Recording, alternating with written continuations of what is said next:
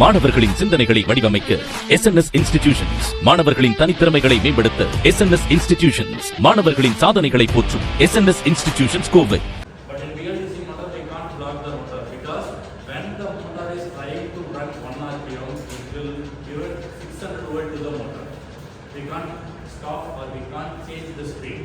So when we are giving the signal, so we have a signal parameters. For example, this will be the Hall effect sensor. This Hall effect sensor will identify where the rotor is. For example, we need to decide either the motor is going to rotate forward direction or the reverse direction. Because in internal combustion engine, we don't have any kind of reverse gear. We need a reverse gear means we can change the gear segments. But in BLDC motor, even in electric motors, even though it will be a two-wheeler, we have a reverse gear. So that means we can change the polarity. So when we are changing the polarity, the motor starts to rotate in the reverse direction. The motor can also rotate in forward direction as well as rotate in a reverse direction. The signal will be given to the 4 terminals. That means we have a 4 coils, 3-phase supply. So that means the BLDC controller, R-phase, Y-phase and then B-phase. Likewise, we have a 3 colored segments. We are giving the input signals. This will be the Hall effect sensors as well as the PWM controllers. So based on that, the motor will start to rotate, right? So this is called as a BLDC motor. So in end of the class, I will show how the motor is rotating, right?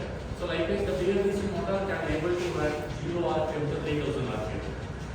This motor, but in practical manner, we can use up to 18,000 RPM to 20,000 RPM. And also this motor is, we don't want any kind of gearing arrangement. This motor is directly connected to the wheel. For example, when the motor starts rotating 1 RPM, the wheel will start to rotate 1 RPM. When the motor will deliver 1000 RPM, the wheel is directly powered up to 1000 RPM. We don't want any kind of gearing arrangements. So this is the best advantages of when we are using a BLDC motor. So when we are using a gear arrangements, the gear will lose n number of powers.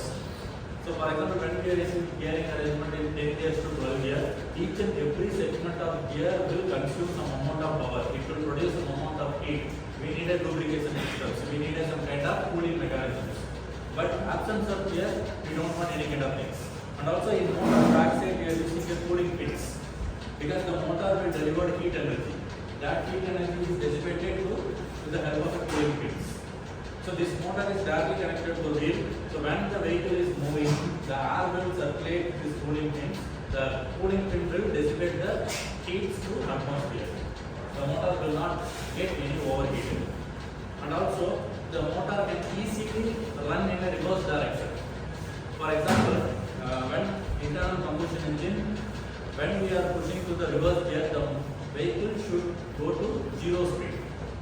But in motor, when we are changing the reverse, automatically the motor will apply the brake and then it will start to rotate in the reverse direction. So and also we are using a speed controller of BLDC motor with the help of DSP controller. This controller will give some accurate answers.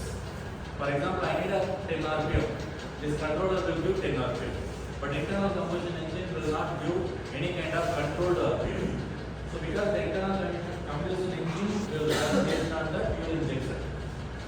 And also we can't control the fuel injection within a second. But in electric motor side, we are using a PWM technique, that means pulse width modulation techniques. We can easily control in any manner. So this is the major advantages of BLDC motor. And likewise, we will explain in SR motor also. Okay. So now you take your mobile phone and then search in Google or YouTube.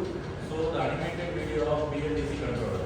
So check the controller, how the motor is working, and all those things. Just refer in YouTube. So after that, we will see in SR motors.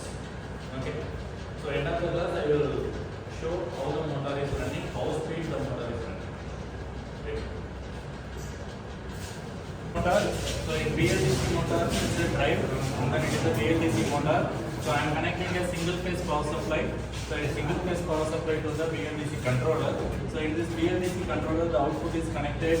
One is for a coil terminal. So coil terminal means A phase and then B phase, C phase. I hope you people saw some animated video of BLDC motor working principle, right? So we have a 3 coils. So we are connecting 3 coils here. And then another one is for Hall effect sensor and then pulses, feedback signals. So this is connected to the pulses. Right? So we have a two modes, internal and then external. So external means with the help of external we can control the external commands. So internal means we are giving the input or feedback signals.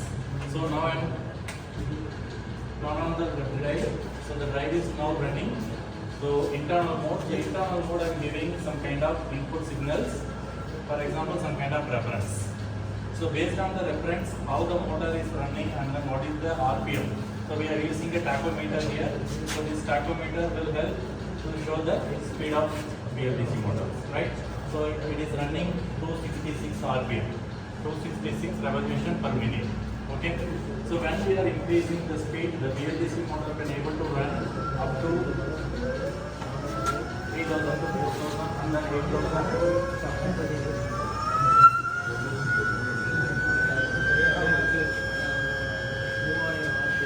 So 2000 RPM, up to 2000 RPM means the motor can able to run up to 2000 RPM.